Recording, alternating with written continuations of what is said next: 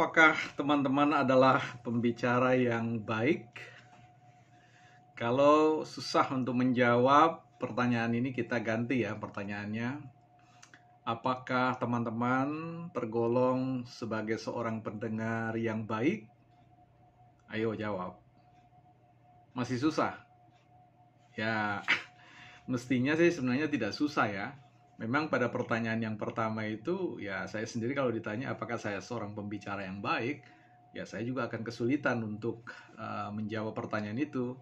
Tetapi ketika pertanyaannya adalah apakah saya seorang pendengar yang baik, ya rasa-rasanya saya sedikit merasa bahwa ya pada banyak kesempatan saya berada pada posisi sebagai seorang yang belum belajar bagaimana menjadi seorang pendengar yang baik. Nah, karena itu teman-teman, kalau teman-teman ada di posisi yang sama seperti saya, yuk kita belajar terkait dengan bagaimana menjadi seorang pembicara yang baik melalui atau dengan menjadi seorang pendengar yang baik. Sebab tidak ada seorang pembicara yang baik kalau tidak dia melalui sebuah proses yang namanya menjadi seorang pendengar yang baik. Nah,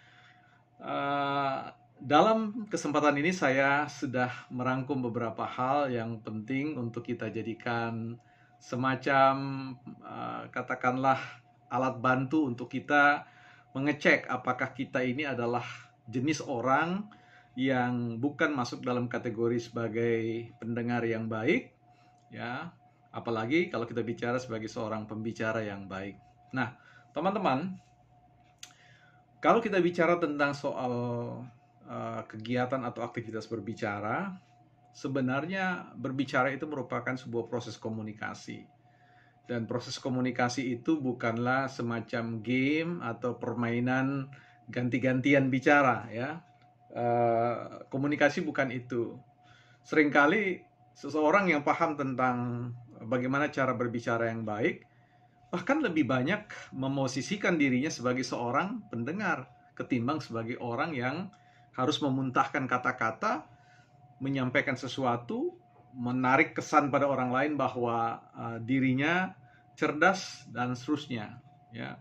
Jadi sekali lagi, kalau kita bicara tentang bagaimana menjadi seorang pembicara yang baik, ya, bagaimana menjadi seorang yang pendengar yang baik, maka ini bukan merupakan sebuah kegiatan ganti-gantian ngomong, ganti-gantian memberi kesan pada saling memberi kesan, maksud saya seperti itu.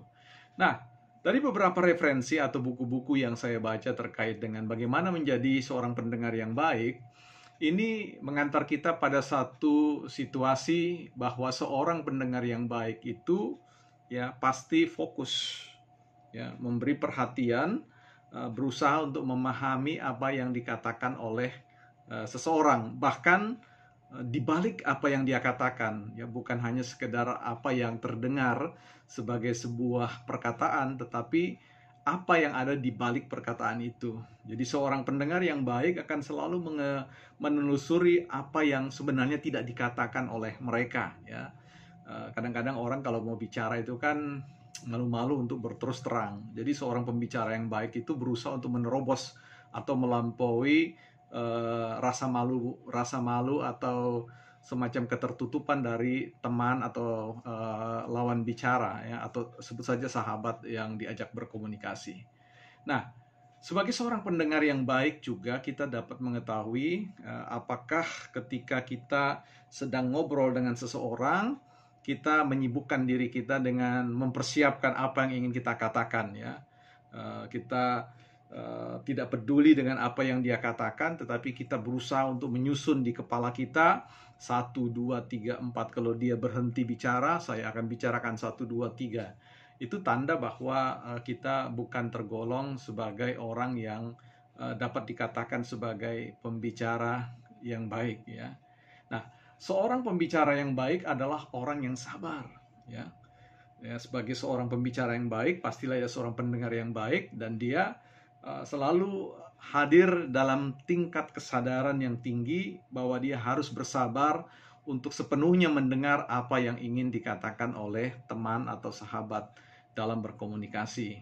Ya, dia duduk, mendengar, ya, matanya tidak kemana-mana, dia tidak beraktivitas dengan smartphone-nya atau kemudian mengalihkan pandangan ke arah yang lain. Dia tetap tenang, duduk, mendengar sedikit demi sedikit, step by step, ya, dari satu kata ke kata yang lain, dari satu kalimat ke kalimat yang lain, dari satu ekspresi ke ekspresi yang lain. Dan dia tidak terkesan terburu-buru untuk menyudahi sebuah percakapan atau komunikasi itu. Bahkan dia berniat untuk selalu menggali apa yang sebenarnya ingin dikatakan. Ya.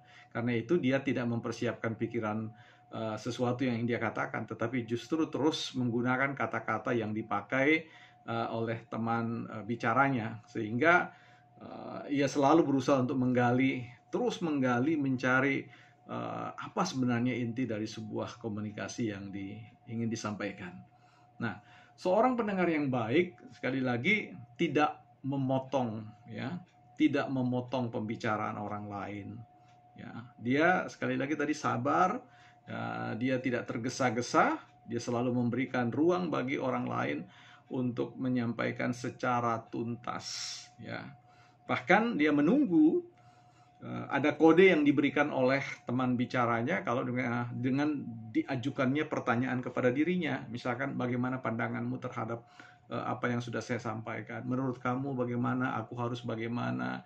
Apakah saya harus melakukan ini? Apakah saya harus melakukan itu? Apakah saya harus meninggalkan dia? Apakah saya harus memutuskan untuk bekerja di sini, di sana, di sana? Jadi pertanyaan-pertanyaan itu kemudian dianggap sebagai kode bagi dia untuk masuk membicarakan sesuatu. Seorang pendengar yang baik itu selalu tidak bernuansa sebagai seorang penasehat, ya.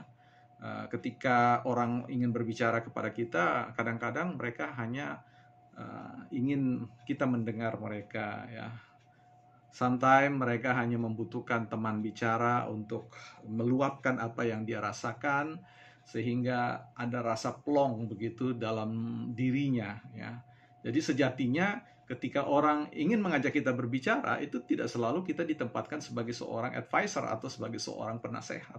Ya, sekali lagi hanya sekedar teman untuk duduk, teman untuk memperdengarkan atau kepada kita diperdengarkan keluh kesah mereka. Dan itu sangat membantu dalam konteks komunikasi, ya, dalam konteks kita berbicara kepada orang lain.